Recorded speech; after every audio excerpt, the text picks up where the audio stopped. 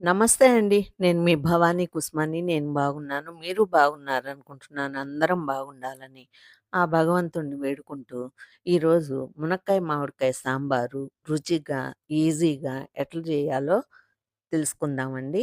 నేనైతే పప్పు ఉడికిచ్చి పెట్టుకున్నాను. ఇప్పుడు గిన్నె పొయ్యి మీద పెట్టుకొని, ఒక 3 స్పూన్ల ఆయిలేసేసుకొని, ఒక అర స్పూను ఆవాలు, అర స్పూను జీలకర్ర, పావు స్పూను మెంతి పొడి, ఇప్పుడేసింది మెంతి పొడండి. తర్వాత జీలకర్ర అర స్పూనేస్తాను చూడండి.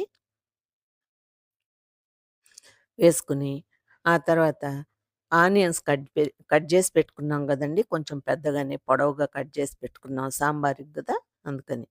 ఇప్పుడు అవేసుకొని కాస్త ఉప్పు, పసుపేసుకొని వేయించుకుందామండి.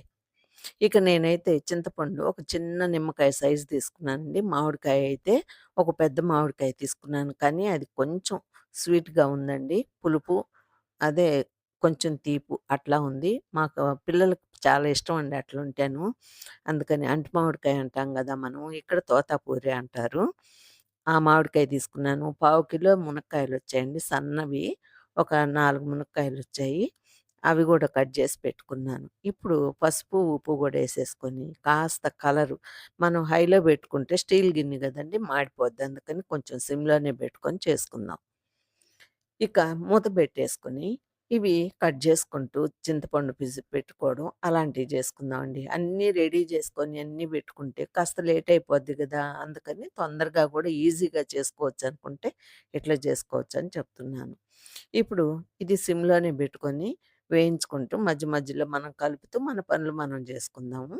ఇప్పుడైతే అది కాస్త బ్రౌన్‌గా వచ్చేదాకా వేయించేసుకొని తర్వాత ఒక కరివేపాకు రెమ్మ తీసుకొని అది తుంచి అందులో ఏసేసానండి. మళ్ళా ఒకసారి కలిపేసి మూత పెట్టేసుకొని, మనం టమాటాలు కట్ చేసుకుందామండి. సాంబార్‌లోకి ఒక టమాటాలు పెద్ద టమాటాలు 2 తీసుకున్నానండి. అవి గూడా పెద్దగానే కట్ చేసేసుకున్నాను. ఆ పెద్ద టమాటాలు కట్ చేసుకున్నాను. ఈ లోపల ఇది కాస్త మగ్గాక బ్రౌన్ కలర్ వచ్చిన తర్వాత మనం మిరప్పొడి ఒక స్పూన్ ఏసానండి నేను.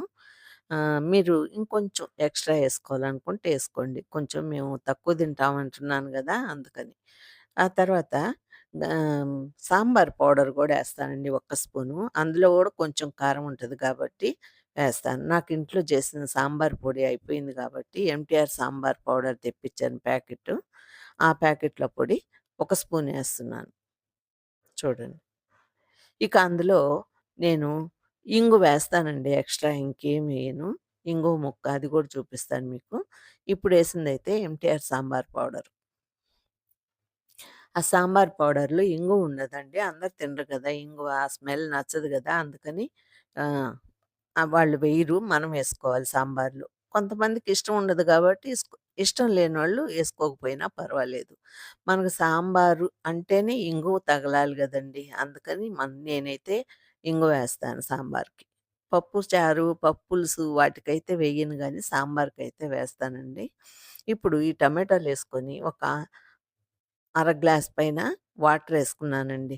బాగా మగ్గాలని జెప్పని వాటరేసుకున్నాను. కొంచెం మందంగా ఉంది అది తోలు. ఆహ్, టమాటాలు. అందుకని ఇప్పుడు ఇంగువ ముక్కేసాను చూడండి. ఎల్‌జీ ఇంగువ ముక్క. అది గూడా ఏసేసుకొని ఒకసారి కలిపేసి మూత బెట్టేసుకుందాము.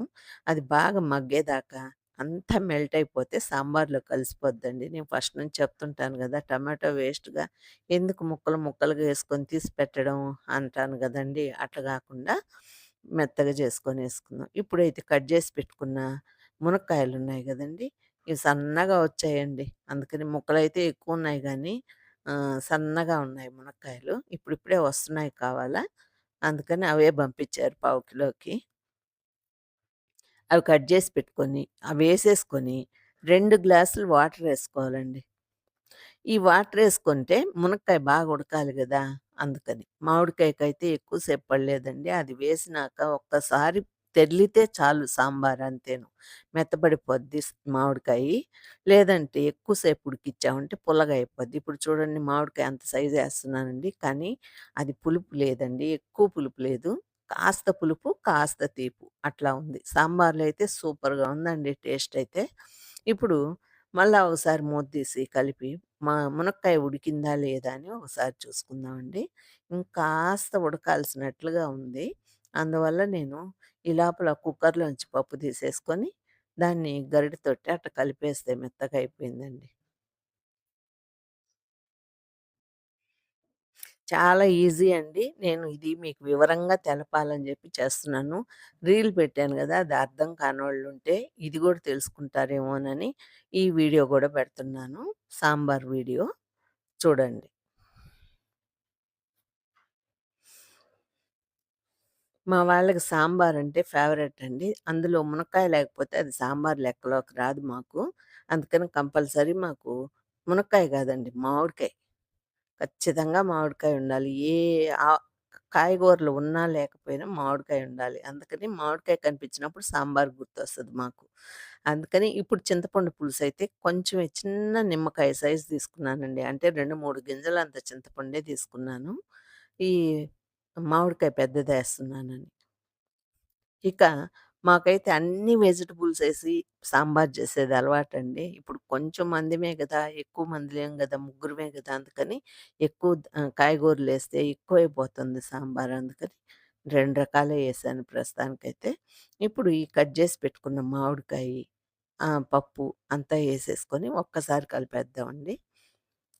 ఇప్పుడు కలిపేసుకున్నాక ఒక్కసారి పొంగొచ్చేదాకా ఉడికించుకుందాం దగ్గరే ఉండి మనం. ఎందుకంటే అది గిన్నెకి పైకల్లా వచ్చింది గదండీ! ఈసారి మళ్ళా అది పొంగిపోద్దేమో! మళ్ళా మనకి పెట్టిన పోపంతా వేస్ట్‌గా పోద్ది గదా! మళ్ళా గ్యాస్ స్టవ్ కూడా తుడుచుకోవాలి, క్లీన్ జేసుకోవాలి. అందుకని కాస్త మనం ఓపిక జేసుకొని ఒక 2 నిమిషాలు మనం అక్కడే ఉన్నామంటే అది పొంగకుండా ఉడికిపోద్దండి.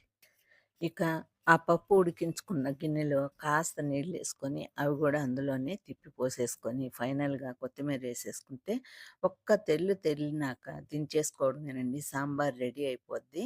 అంతేనండి. చాలా ఈజీగా జేసుకోవచ్చు. మీకు గనక ఇది నచ్చితే ఒక లైక్ జేసి, షేర్ జేసి, కామెంట్ పెట్టి, సబ్స్క్రైబ్ చేసుకోని వాళ్ళుంటే చేసుకోండి. అట్లాగే మీ వాళ్ళ దగ్గర గూడా చేయించండి. అందరికీ ఇన్ఫర్మేషన్ ఇవ్వండి. ఉంటానండి ఈ రోజుకి.